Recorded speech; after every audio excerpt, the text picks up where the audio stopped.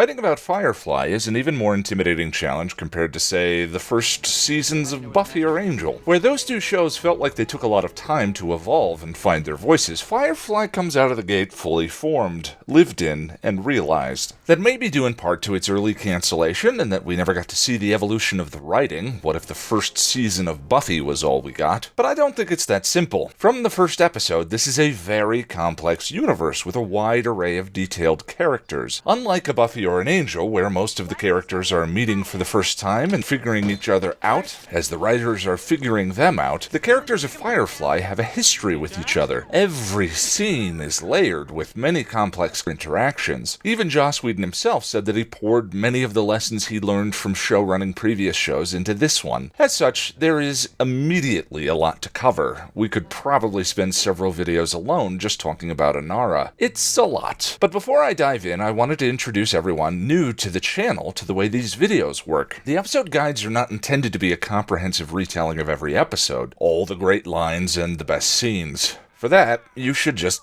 go and watch the show. My ultimate desire is getting at what Firefly is about. What does it have to say about its universe, and in what ways are those statements relevant to us and our lives? But there is no substitute for actually watching the show, and that is not my intention with this video series. The guide will be written non-spoilers, so that someone who hasn't seen the show can watch right after they watch an episode. But I'll try and bring all the threads we've developed together in the final video with the Firefly movie. My focus is interpreting the show itself and what material was given us, no more, no less. What can we make of the threads that are here? The writers may have intended one thing or another with the various story threads that were left behind, but those were never finished. So how can we headcanon what was given? 14 episodes in a movie, and that is what the guides will be about. Maybe the comic too.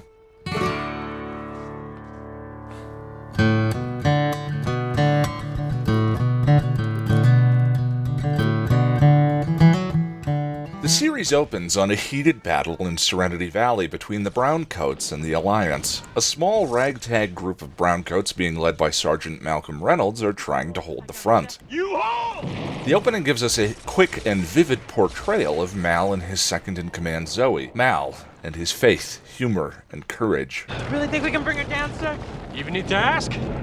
You know, the cross looks an awful lot like the one Angel gave Buffy. Are Firefly and Buffy in the same universe? And Earth got used up by all the damn vampires? Wonder if potentials exist in this universe as well. But Mal's faith is not rewarded, and Serenity Valley falls. 6 years later, he is leading a small crew of scavengers consisting of Jayne, Zoe, Wash, and Kaylee. The Alliance happens upon them, goes to attack, but the crew baits them away and flees with the goods. I call this a win. Right.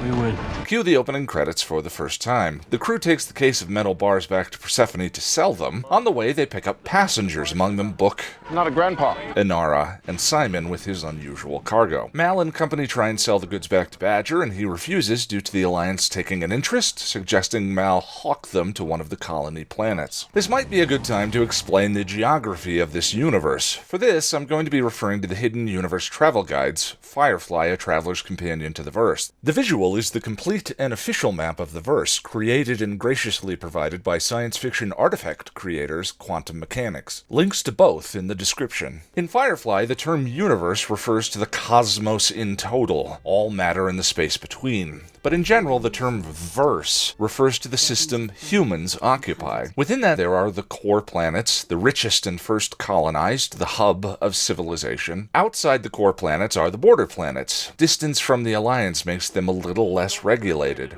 These are the spokes on the wheel of the verse. And finally, you have the planets on the rim, most distant from Alliance influence and wildest of them all. Hopefully that lends some clarity to the dialogue, but it also informs one of my favorite exchanges from the show after Badger refuses to buy the goods he contracted Mal to steal. Wheel never stops turning, Badger. That only matters to the people on the rim. It almost could be a throwaway, given the camera movement and Marc Sheppard's casual delivery, but there is so much to that one line. Mal is using a Chinese idiom, which is the wheel of life never stops turning, to tell Badger that his place of prominence on Persephone can only be temporary. Life is always in motion. Badger in turn flips the intended meaning of the phrase to being about the verse itself. Persephone, his planet, is at the edge of the core planets, the hub of the verse, and like the hub hub of the wheel spinning, things don't change that much. The Alliance worlds are static, dignified, especially in comparison to life way out at the edge of the wheel, in this case, the Rim planets. There's also a bit to unpack here about how the metaphor informs Mal's character, but we'll get to that in time. One of the criticisms thrown at Whedon regularly is his dialogue being a bit too clever, as in unrealistic. While cleverness may be a reasonable observation to make, most people don't hear be or not to be and say, why is he talking so funny with his word hole? Hamlet could just say, should I kill myself? Maybe. But the language elevates the art, and as hyperbolic as the Shakespearean comparison may be, I think it's apt. Mutant enemy dialogue has a rhythm, meter, and cleverness that may transcend the realism that these characters are speaking it, but works collectively with the shows to create something more meaningful and interesting. Mal decides to take the cargo to one of the border planets and sell to Patience. Sir, we don't want to deal with Patience again. Why not? She shot you. Well, yeah, she did a bit. Still. The irony of naming a trigger-happy character Patience just hit me. Mal lays down the rules of the ship, and everyone gets acquainted. Mal introduces Inara to Book as their ambassador, and then... She's a whore, Sheppard. The moment might be one of Mal's uglier ones in the series, putting Book in a position to be uncomfortable because of his faith, while simultaneously deriding Inara and her chosen profession in one fell swoop. After a crackling good dinner scene, Wash discovers that they have a mole on board, and it was someone in the cargo hold. Mal decks Simon, but it turns out he's not the one. A scuffle ensues, and Kaylee gets panic shot. Jayne, who just embarrassed Kaylee at dinner, is the first to go after the man who shot her. Move. Not gonna happen. I ain't joking with you, preacher. Simon blackmails Mal into running, then extracts the bullet while Jayne watches anxiously, and when she's safe, Mal opens Simon's cargo. And this is how we meet River. Simon explains that River has been kidnapped by an Alliance experiment, and he went to save her in a famous bit of dialogue from the episode. I am very smart. Mal sets Jayne on the shooter, who tries to bribe him. Inara threatens to leave Serenity if Mal abandons the Thames. A Reaver ship passes by. Reavers are like zombie space pirates. As they wait to see if the Reavers will turn on them, Inara pulls out a syringe. The Reavers pass. Mal tells Simon that Kaylee is dead, essentially punching him for the third time this episode. It's a very weird joke from the perspective of the storytelling, and I'm pretty sure this is a reenactment of the writer's room when Josh shared the idea, because the joke is also on the audience. The crew susses out that Patience is meaning to shoot Mal. I believe that woman's planning to shoot me again. Zoe says that with a little luck, they might... Our luck?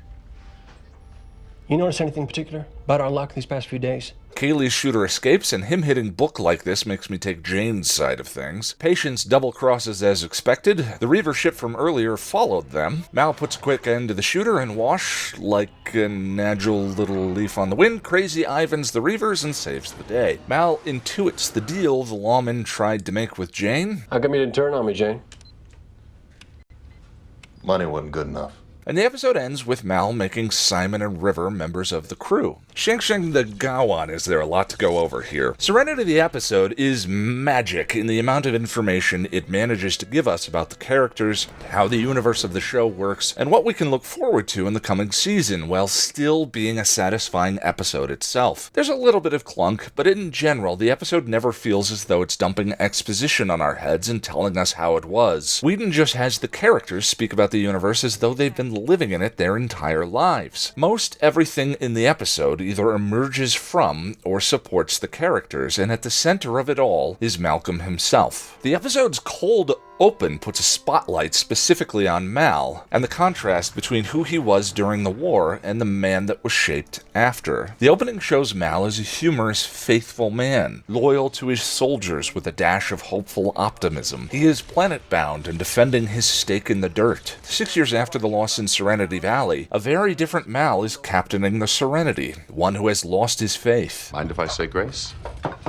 Only if you say it out loud. His hopeful optimism, Or luck? and some of his humor, quippy Whedon lines aside, of course. Whedon and company use a structural convention for Firefly that they also used for the characters on Buffy the Vampire Slayer. Buffy was the main protagonist, more so than Mal, and the supporting characters around her all represented some aspect of Buffy herself, specifically her spirit, heart, and mind. In the case of Mal, Book is his lost faith, Wash is his humor, Simon his willingness to commit and to sacrifice. sacrifice. River is promise and potential stolen by the Alliance. And Kaylee is his hopeful optimism. Captain, can you stop from being cheerful, please? I don't believe there's a power in the verse. Stop Kaylee from being cheerful. And Jayne, well... Now you're only gonna scare him. Pain is scary. Jayne can probably be seen as representing all facets of Malcolm's masculinity. You're not killing this man. Not right away. So much! The good, the bad, and the ugly. See what I did there? There is quite a bit of Greek influence here as well. Mal is very strikingly like Odysseus on his journey to find or keep safe his home. He's driven by a sense of nostos, home and belonging, which he recreates and builds for himself, not on a world or the home he lost, but with his crew and ship, aptly named for the home he cannot return to, Serenity Valley. Like Mal, Odysseus put his faith in God, Our angels are gonna be soaring overhead, raining fire on those arrogant gods, so you hold. only to have them abandon him. Mal loses Serenity Valley. Odysseus is blown off course by Poseidon, losing his entire crew except for his own life. In Mal's case, that's Zoe, but we'll get into that in a minute. Mal is a character aimlessly traveling with his home on his back. Definitely part of the hero's journey by Joseph Campbell. See the epic heroes who lost everything they loved and proceeded to travel aimlessly for 12 or 13 books. Mal may not seem particularly virtuous or heroic by modern standards, but in an ancient sense, a hero is just a warrior, not some paragon of virtue. Mal is on the soldier's journey. We've done the impossible. That makes us mighty. Side note, I've always wondered how many stirring Henry V speeches were delivered to men about to die for the losing side. Hold their manhoods cheap, whiles any speaks that fought with us upon St. Crispin's Day!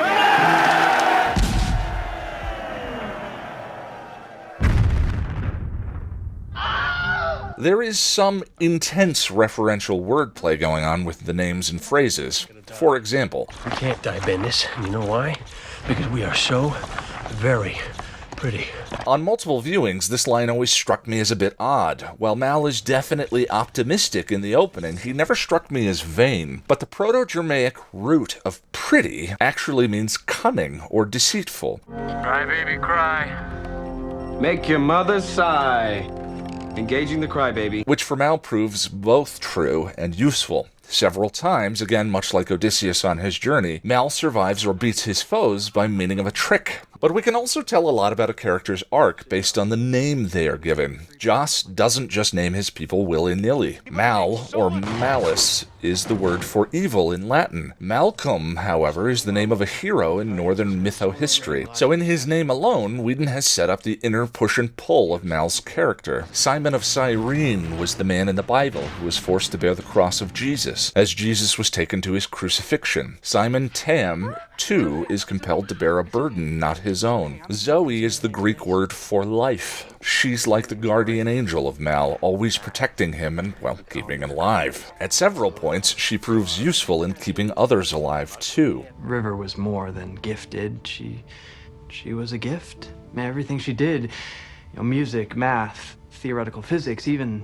dance. There was nothing that didn't come as naturally to her as breathing does to us. The River Tamar in England is named after a nymph, Tamara, who was incredibly gifted in dance. She left her home one day to dance with two giants, but when her father found her and she refused to bend to his will, he turned her into a babbling river, always flowing towards the sea. Shepherd book is mostly a self-evident one, of course, a shepherd who is always mentioning the book. He's given a name in the comics, which maybe we'll get into at the end of the episode guide. As I said, entire videos could be dedicated to just Inara herself. Inara was an ancient Hittite goddess of protection and retribution, similar to Artemis, only not a virgin. Inara in myth takes on lovers to help her and the other gods bring power balances back in nature, specifically by eliminating dragons in one myth. This is heavily represented visually. The ship is very mechanical. Inara's quarters are warm and inviting. There is an erotic Inara montage that I always felt a little male-gazy and weird, but whether or not the execution is perfect, the shot is supposed to be showing us a level of her sort of lack of of belonging. She was absent from the family dinner because she doesn't feel welcome with Mal's comments around new people. She's looking off while she bathes, pondering, like she looked off at the "I can't imagine why anyone would ever leave" comment earlier by her client. She's contemplating her own sense of place, and the bathing goddess image, applicable here as she is named after one, is frequent in mythology, usually as a means of purging a less than pleasant experience. She's a whore, Sheppard. And I think her nude form is intended to bring a sense of balance and the natural to Serenity. Usually when the bath is interrupted, the interrupter is horribly killed, but instead, she welcomes Book, again searching for belonging. As a companion, she also provides a balance between Mal and the proper Alliance planets. Somebody on this boat has to make an honest living. When Inara the goddess is promised a man and a home, she disappears, never to be found again. When we first meet our Inara on Persephone was the Greek goddess of vegetation and was married to Hades. Her client asks about her hometown. She describes it as lovely. Do you really have to leave? And a moment later, your clock's probably rigged to speed up and cheat us out of our fun. A question of freedom in life is tantamount throughout the season. Being a companion gives Inara hers, but it's emphasized and told how companions are respectable. Yet it's shown in delicate moments how her personhood is not respected. She is meant to provide fun. Companions are more in line with geisha or tuwaif of Asian cultures, courtesans and master of music, conversation, poetry, dance, and etiquette. In Firefly's universe, this blending and acceptance of cultures gives rise to companions. But for folks like Mal, the concept of a respectable courtesan doesn't exist because he rejects the world the Alliance built. This, and he's playing the jealous boy with a crush who shows that crush by kicking her in the shins. The clients Inara has respect her position, but not her. Mal respects her, but openly disrespects her position. As a goddess symbol, then, the scene in which he openly disrespects her and does so in a way to deliberately make Book uncomfortable works metaphorically as Mal's rejection of the divine. And at the end of the episode, both representations of the divine are trying to figure out how to live on Serenity and by association in Mal. The character work in the episode is absolutely delightful. The dinner scene in the middle of the episode, for instance, features a moment with Kaylee probing Simon for info, Jayne crudely calling out her crush, and Mal kicking him from the table. In one fell swoop, we get info about Kaylee's interest in Simon, Kaylee and Jayne's brother-sister dynamic, Jayne's gutter sensibilities, and in the astonishing fact that Jayne actually submits to Mal's command. Walk away from this table, right now. The power structure on the ship. The scene is a virtuoso clinic of showing rather than telling. And later, after she is wounded, Jayne stays anxiously on guard outside her window. Wash and Zoe appear to be recently married. It's not really clear when their relationship began, and are still figuring out the place that Mal holds in their relationship with Zoe's loyalty to him. So what do the dinosaurs mean? Curse your sudden but inevitable betrayal! Well, I'm a big fan of symmetry, and I have a feeling Wash was representing the final scene between Jayne and Mal. How come you didn't turn on me, Jayne? By the standards of mainstream culture of the verse, Jayne and Mal are both dinosaurs, clinging to an outmoded way of living, and their dialogue at the end is specifically about the question of whether or not Jayne might betray him. I think we should call it your grave. Most of the episode is beautifully designed. I love the ship. For Whedon, the design of the ship was crucial. There were not 1,400 decks and a holodeck and an all-you-can-eat buffet in the back. He wanted to convey that it was utilitarian. It was beat up, but lived in, and ultimately it was home. The tech on board feels dated, but tactile and real. The spacesuits look like samurai armor. The Alliance cruiser looks like a pile of skyscrapers on a platform, reflecting a common mistrust throughout all of Whedon's works of corporate culture and homogeny. And I love the bait and switch of the gold bars being foil-wrapped food. Food is treasure in this universe. And the show has, hands down, the best soundtrack of any Mutant Enemy series. The use of the fiddle when the Alliance takes the valley is haunting. As with most first seasons, of course, some stuff doesn't work. The Alliance uniforms are pretty cheeseball and look like costumes reused from another science fiction epic. And actually, the Alliance uniforms we'll see in the train job were reused from Starship Troopers. As the bearer of Christ's burdens, Simon getting punched for someone else's wrongdoing is the first of many times Simon takes a hit for, well, someone else else's problem. The Simon Takes It on the Chin counter is at 3, starting with this episode. I love the idea of the two earthly superpowers ending up being the last remaining cultural influences in the universe. It explains the crew's occasional use of Mandarin in the series, and while that works as an explanation within the fiction, it has brought on 2 regularly repeated criticisms of Firefly: the lack of Asian characters on the show, and the use of Asian iconography feeling too much like cultural appropriation. Sure, if China became the dominant superpower of the core planets, then you may not see a lot of Chinese out on the rim of the universe, but that has always felt like a bit of a cop-out to me, as America was supposedly the other superpower, and the show is mostly an endless series of actors speaking American English. Something to acknowledge is all. If you're interested in me including a quick episode-by-episode translation section of Firefly's Mandarin, sometimes Cantonese, let me know in the comments. It's difficult to get too deep into the meaning of the show with just the first episode, but the questions at its heart are all here, and in their own way, each character on the show is asking them. What is a home? Are we ever truly free? Where do we belong? How come you don't care where you're going? Because how you get there is the worthier part. Many of the characters begin the journey of the show escaping some event that upended their sense of normal and their place in the verse. These defining moments can feel as though they stop time, but life is a thing always in motion. We're still flying. That's not much. It's enough. And as the saying goes, it's what you do afterwards that counts.